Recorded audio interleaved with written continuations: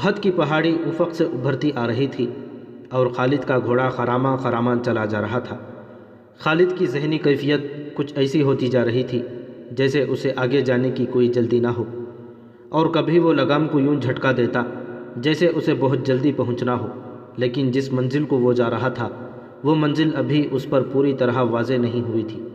کبھی اسے یوں لگتا جیسے ایک مقناطیسی قوت ہے جو اسے آگے ہی آگے کو کھینچ رہی ہے، اور کبھی وہ محسوس کرتا جیسے اس کے اندر سے اٹھتی ہوئی ایک قوت اسے پیچھے دھکیل رہی ہے۔ خالد اسے ایک آواز سنائی دی جو اس کے اندر سے اٹھتی تھی، لیکن اسے حقیقی سمجھ کر اس نے گھوڑے کی باگ کھینچی اور آگے پیچھے دیکھا۔ وہاں رات کے سوا کچھ بھی نہ تھا، لیکن آواز آ رہی تھی، خالد کیا یہ سچ ہے جو میں نے سنا ہے؟ خالد نے اس آواز کو پہچان لیا، یہ اس کے ساتھی اکرمہ کی آواز تھی۔ ایک ہی روز پہلے اکرمہ اسے کہہ رہا تھا، اگر تم یہ سوچ رہے ہو کہ محمد صلی اللہ علیہ وسلم خدا کا بھیجا ہوا نبی ہے تو یہ خیال دل سے نکال دو۔ محمد ہمارے بہت سے رشتہ داروں کا قاتل ہے۔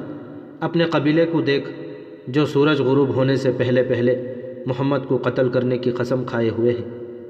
خالد نے لگام کو ہلکا سا جھٹکا دیا اور گھوڑا چل پڑا۔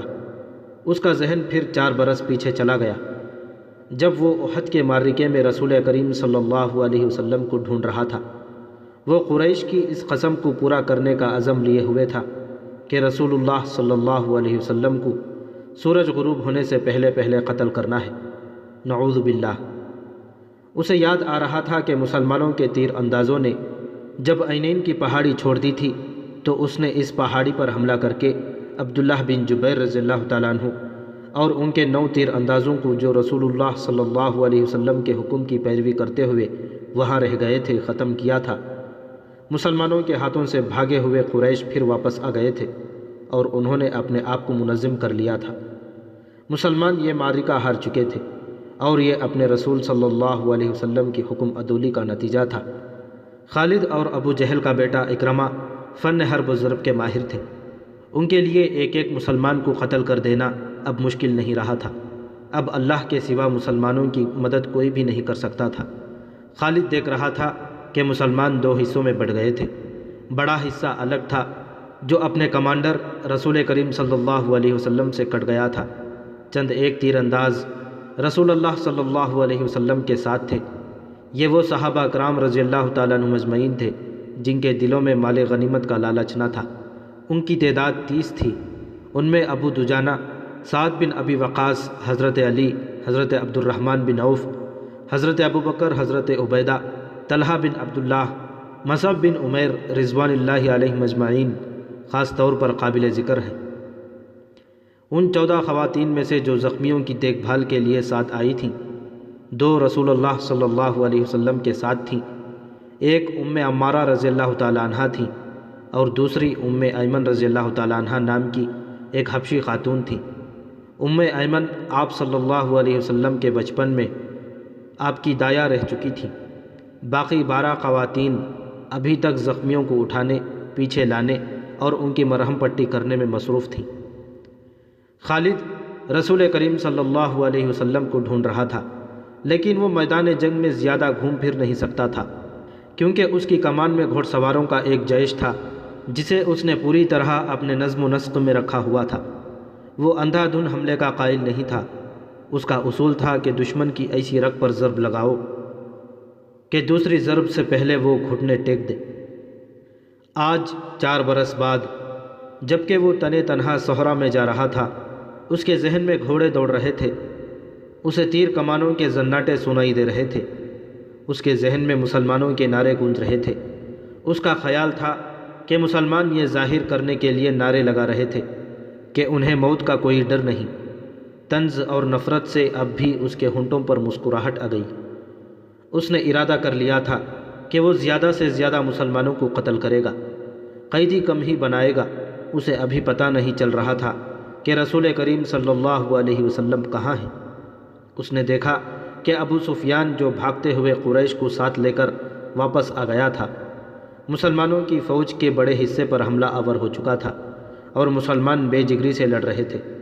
مسلمانوں نے اسے اپنی زندگی کا آخری معرکہ سمجھ کر شجاعت اور بے خوفی کے ایسے ایسے مظاہرے کیے کہ کثیر تعداد قریش پریشان ہو گئے۔ یہ صورتحال دیکھ کر خالد آگ بگولا ہو گیا۔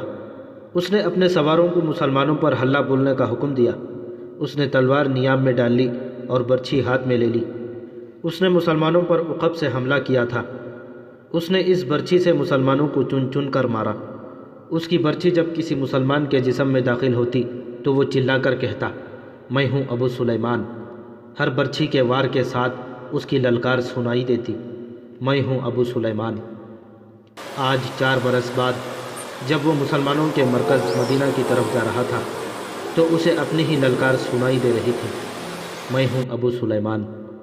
اسے یاد نہیں آ رہا تھا کہ اس کی برچھی کتنے مسلمانوں کے جسموں میں اتری تھی۔ وہ رسول اللہ صلی اللہ علیہ وسلم کو بھول گیا تھا۔ تھوڑی دیر بعد اسے پتہ چلا کہ مسلمان اپنے نبی صلی اللہ علیہ وسلم کی کمان سے نکل چکے ہیں اور اکرمہ مسلمانوں کے نبی صلی اللہ علیہ وسلم کی طرف چلا گیا ہے۔ حقیقت بھی یہی تھی کہ رسول کریم صلی اللہ علیہ وسلم کی کمان ختم ہو چکی تھی اور معرکے کی صورتحال ایسی ہو گئی تھی کہ آپ مسلمانوں کو از سر نو منظم نہیں کر سکتے تھے، لیکن آپ اپنی اور اپنے ساتھیوں کی جان بچانے کے لیے میدان جنگ سے نکلنا بھی نہ چاہتے تھے۔ حالانکہ صورتحال ایسی تھی کہ آپ صلی اللہ علیہ وسلم کو نکل جانا چاہیے تھا، لیکن آپ کسی بہتر پوزیشن میں جانے کی کوشش کر رہے تھے۔ آپ کو معلوم تھا کہ قریش آپ کو ڈھونڈ رہے ہوں گے اور آپ کے گروہ پر بڑا شدید حملہ ہوگا۔ آپ ایک پہاڑی کی طرف بڑھنے لگے۔ آپ کے ساتھیوں نے آپ کو اپنے حلقے میں لے رکھا تھا۔ آپ صلی اللہ علیہ وسلم تھوڑی ہی دور رہ گئے ہوں گے کہ اکرمہ نے اپنے گھوڑ سواروں سے آپ پر حملہ کر دیا۔ قریش کے ایک پیادہ جیش کو کسی طرح پتہ چل گیا کہ رسول کریم صلی اللہ علیہ وسلم پر اکرمہ نے حملہ کر دیا ہے، تو قریش کا یہ پیادہ جیش بھی آپ کے گروہ پر ٹوٹ پڑا۔ آپ کے اور آپ کے کسی ایک بھی ساتھی کے بچ نکلنے کا سوال ہی ختم ہو گیا تھا۔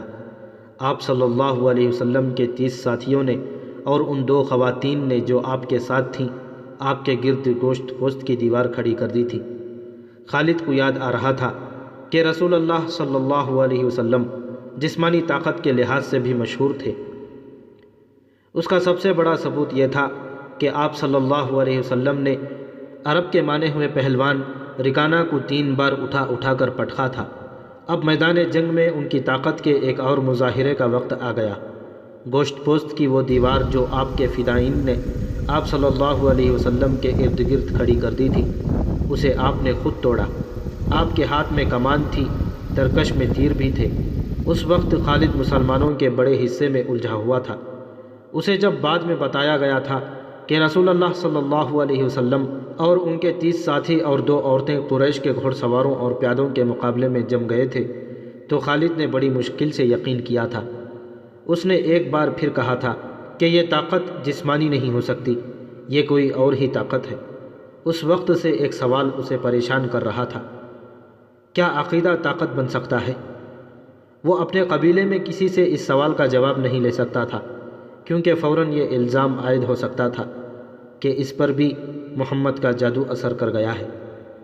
آج وہ یہی سوال اپنے ذہن میں لیے مدینے کی طرف جا رہا تھا۔ احد کی پہاڑی افق سے اوپر اٹھ آئی تھی۔ 4 برس پرانی یادیں اسے پھر اس پہاڑی کے دامن میں لے گئیں جہاں اسے اپنا ہی نام سنائی دے رہا تھا، ابو سلیمان، ابو سلیمان۔ وہ اپنے تصوروں میں دیکھنے لگا کہ ان 30 آدمیوں اور 2 عورتوں نے اتنے سارے گھوڑ سواروں اور پیادوں کا مقابلہ کس طرح کیا ہوگا۔ رسول کریم صلی اللہ علیہ وسلم اپنے دست مبارک سے تیر برسا رہے تھے۔ آپ کے ساتھی بڑھ بڑھ کر آپ کو اپنے حلقے میں لے لیتے تھے۔ ایک مورخ مغازی کی تحریر کے مطابق آپ اپنے گرد حلقے کو بار بار توڑتے اور جدھر سے ان پر دشمن بڑھتا اس پر تیر چلاتے تھے۔ آپ کی جسمانی طاقت عام انسان سے کہیں زیادہ تھی۔ آپ کمان کو اس قدر زور سے پھینکتے تھے کہ آپ کا چھوڑا ہوا تیر جس جسم سے لگتا تھا، تیر کی نوک اس جسم کے دوسری طرف نکل جاتی تھی۔ آپ صلی اللہ علیہ وسلم نے اس قدر تیر چلائے کہ ایک تیر چلانے کے لیے آپ نے کمان کو کھینچا تو کمان ٹوٹ گئی۔ آپ صلی اللہ علیہ وسلم نے اپنی ترکش میں بچے ہوئے تیر سعد بن ابی وقاص کو دے دیے۔ سعد بن ابی وقاص رضی اللہ تعالیٰ عنہ کے نشانے کا کوئی بھی مقابلہ نہیں کر سکتا تھا۔ خود آپ صلی اللہ علیہ وسلم سعد رضی اللہ تعالیٰ عنہ کے نشانے کو تسلیم کرتے تھے۔ ادھر مسلمان ابو سفیان اور خالد کے ہاتھوں کٹ رہے تھے اور خون کا آخری قطرہ بہہ جانے تک مقابلہ کر رہے تھے۔ ادھر آپ صلی اللہ علیہ وسلم کے 30 فدائین اور 2 خواتین کی بے جگری کا یہ عالم تھا کہ جیسے ان کے جسم نہیں، ان کی روحیں لڑ رہی ہوں۔ مشہور مورخ طبری لکھتا ہے کہ ایک مسلمان نے بیک وقت 4 5 قریش کا مقابلہ کیا۔ ان کا انداز ایسا دہشت ناک تھا کہ قریش پیچھے ہٹ جاتے تھے یا ان پر حملہ کرنے والا اکیلا مسلمان زخمیوں سے چور ہو کر گر پڑتا تھا۔ قریش نے جب رسول کریم صلی اللہ علیہ وسلم کے فدائین کی شجاعت کا یہ علم دیکھا تو کچھ پیچھے ہٹ کر ان پر تیروں کے ساتھ ساتھ پتھر بھی برسانے لگے۔ اس کے ساتھ ہی قریش کے چند ایک گھوڑ سوار سرپٹ گھوڑے دوڑاتے آپ صلی اللہ علیہ وسلم پر حملہ آور ہوئے، لیکن آپ کے ساتھیوں کے تیر ان کے جسموں میں اتر کر انہیں واپس چلے جانے پر مجبور کر دیتے تھے۔